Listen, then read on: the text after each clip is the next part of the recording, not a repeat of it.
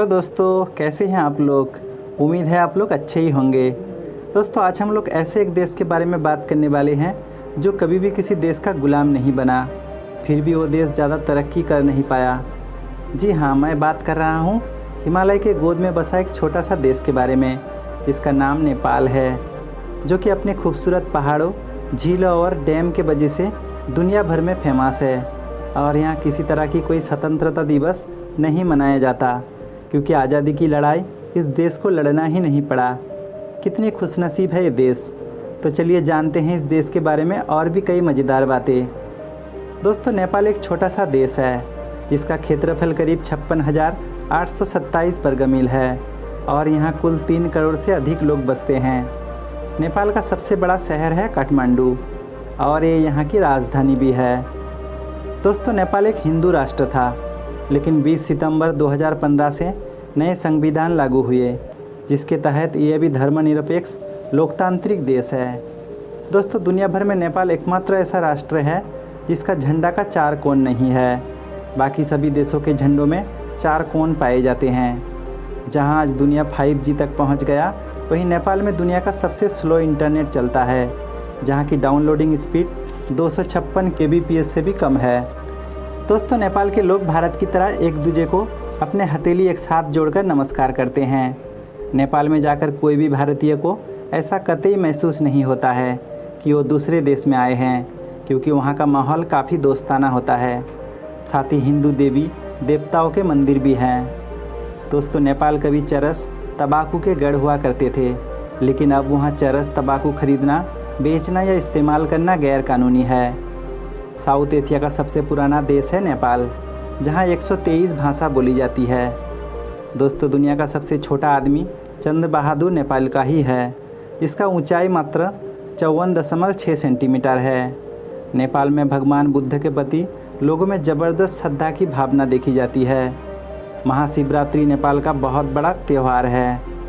दोस्तों, नेपाल में कई सारे बड़े डैम मौजूद हैं, जिसके वजह से पानी इकट्ठा करने के मामले में ये देश दुनिया में दूसरे नंबर पर आता है। नेपाल की कई जनजातियों में एक स्त्री के कई पति होते हैं और वो सबके साथ संबंध बनाते हैं। दोस्तों, विश्व के 10 सबसे ऊंची पर्वत चोटियों में से 8 नेपाल में है। इसमें सबसे ऊंचा है माउंट एवरेस्ट, जिसका ऊंचाई है करीब 8,848 मीटर। नेपाल की आधी से ज़्यादा जनसंख्या $1 प्रतिदिन से भी कम पैसे में गुजारा कर रही है। दुनिया के सबसे गरीब देशों में नेपाल की गिनती की जाती है। दोस्तों, आज भारत सहित ज़्यादातर देश में रविवार साप्ताहिक छुट्टी होती है, वहीं नेपाल में साप्ताहिक छुट्टी शनिवार को होती है। नेपाल का सबसे फेमस फास्ट फूड है मोमो। दोस्तों, क्या आप मोमो खाना पसंद करते हैं? कमेंट करके ज़रूर बताइएगा। और दुनिया का सबसे बर्फीला तेंदुआ यहाँ पाया जाता है। दोस्तों, आप जानकर हैरान होंगे कि आधे से ज़्यादा नेपाल ऐसा है जिसने कभी दारू पीकर नहीं देखी, लेकिन ज़्यादातर लोगों का धारणा ये होते हैं पहाड़ी लोग काफ़ी दारू पीते हैं। नेपाल के करीब आधे से ज़्यादा आबादी काठमांडू शहर में बसते हैं। दोस्तों, भौगोलिक रूप से नेपाल जिंदा है, क्योंकि इस देश के नेतृत्व में इंडो ऑस्ट्रेलिया प्लेट आज भी चल रही है और अगले 10 मिलियन वर्षों में ये 1500 किलोमीटर की यात्रा एशिया में कर चुकी होगी। नेपाल के कालाकंदी नदी हिमालय से भी ज़्यादा प्राचीन है और किसी एक मुख्य वजह से इसे पश्चिम और पूर्वी हिमालय के बीच बांटा गया। दोस्तों, सबसे सुंदर बात यह है कि नेपाल ने कभी भी जातीय और धार्मिक संघर्ष और दंगों का अनुभव नहीं किया। इस देश में धर्म के नाम पर खून की एक बूंद भी नहीं बहाई। इस बात के लिए एक लाइक तो बनता है। जबकि ये देश 80 जाति समूहों का घर है और यहाँ के लोग तकरीबन 123 अलग अलग भाषाओं का प्रयोग करते हैं।